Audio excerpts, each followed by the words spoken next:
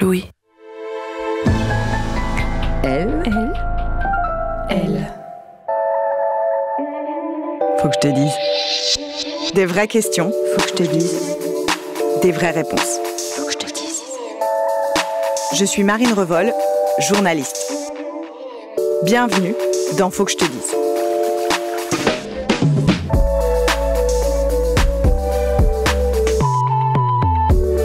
Qu'est-ce que le revenge porn ? Je ne sais pas vous, mais moi j'ai mis longtemps à comprendre ce qu'était le revenge porn, à identifier ce qui se cachait derrière ce mot. Et pourtant, je connais le concept depuis l'adolescence. Le scénario est le suivant. Une fille est amoureuse d'un garçon. Il a l'air vraiment gentil. Alors un soir, dans sa chambre, devant les posters, les photos de ses copines et les souvenirs d'enfance, elle se prend en photo ou se filme en soutien-gorge ou nue, et elle l'envoie à l'élu de son cœur avec une confiance aveugle. Parce que, rappelez-vous, c'est un gentil garçon. Il a demandé, elle a envie de lui faire plaisir. Elle a envie qu'il la regarde, qu'il lui dise qu'il la trouve belle. Qui n'a pas envie qu'on lui dise qu'on la trouve belle ? D'abord, il ne se passe rien, puis ça se passe mal. Le prince charmant se transforme en crapaud, et la photo ou la vidéo fuite, et tout le collège est au courant. C'est ça, le revenge porn. C'est la diffusion de photos ou de vidéos intimes, généralement prises dans un contexte privé, parfois sans le consentement de la personne concernée. Souvent, et c'est pour ça qu'on dit revenge, ces images ou vidéos sont partagées par un ou une ex-partenaire dans le but de se venger ou de nuire à la réputation de la victime. Il n'est pas rare qu'il y ait un chantage. La personne qui souhaite diffuser les images les utilise pour obtenir quelque chose de sa victime, de l'argent ou des faveurs sexuelles. De nombreuses célébrités ont été victimes de revenge porn ou de divulgation non consentie de leurs images intimes. Des actrices américaines comme Jennifer Lawrence ou Vanessa Hudgens, Kim Kardashian bien sûr, ou encore la chanteuse Rihanna. Il n'y a rien qui vous choque dans cette liste ? Oui, c'est ça. Il n'y a que des femmes, et c'est d'ailleurs ce que confirment des études. Une étude du Pew Research Center, un centre de recherche américain, indique que 46% des adolescents âgés de 13 à 17 ans ont déjà été victimes de cyberharcèlement, dont 7% ont subi la divulgation d'images explicites sans leur consentement. En France, un rapport du Haut Conseil à l'égalité, autant dire les spécialistes de la question, pointe que cela concerne surtout les filles. 19% des jeunes filles disent avoir déjà été exposées à du revenge porn, pour soi ou pour quelqu'un d'autre, contre 13% des garçons.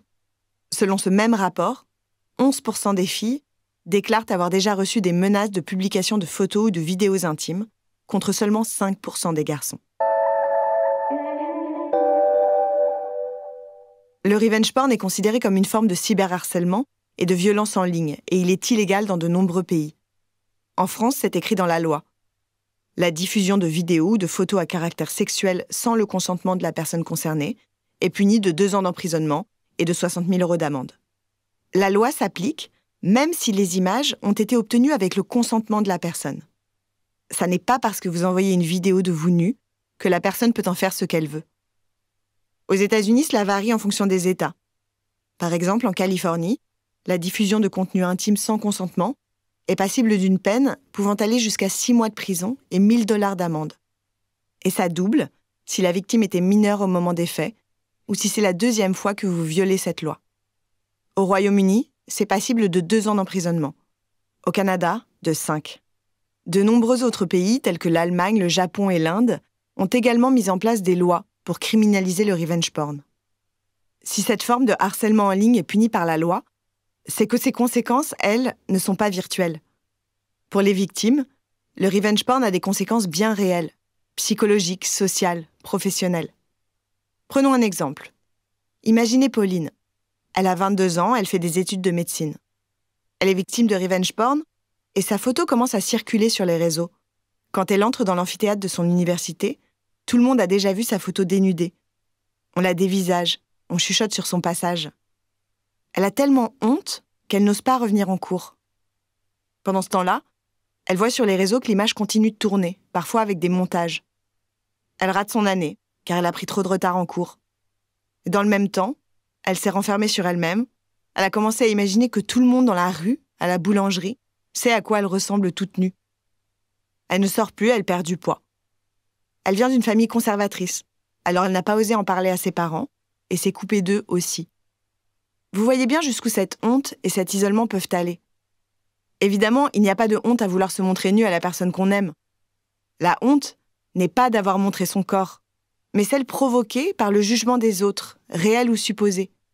Le revenge porn peut ainsi avoir des conséquences psychologiques profondes et durables sur les victimes, parmi lesquelles de l'anxiété, du stress, une dépression, des troubles de l'estime de soi, de l'isolement social et même des symptômes de stress post-traumatique, comme des flashbacks, jusqu'à des pensées suicidaires. C'est pour ça qu'il faut absolument rompre le silence. Alors comment pouvez-vous vous protéger du revenge porn ? Il existe plein de moyens, essayons de synthétiser. Déjà, ayez une discussion ouverte avec vos partenaires et établissez des règles claires sur ce qui est acceptable ou non en termes de prise et de partage d'images intimes. Protégez vos appareils et comptes sur les réseaux avec des mots de passe forts et utilisez une authentification à 2 facteurs. Assurez-vous aussi que vos appareils et applications disposent des dernières mises à jour de sécurité.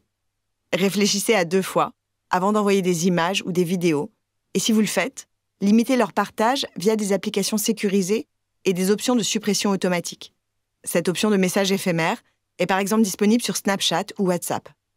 Vous avez aussi la responsabilité de protéger les autres. Ne prenez ou ne partagez jamais d'images intimes sans le consentement de la personne concernée.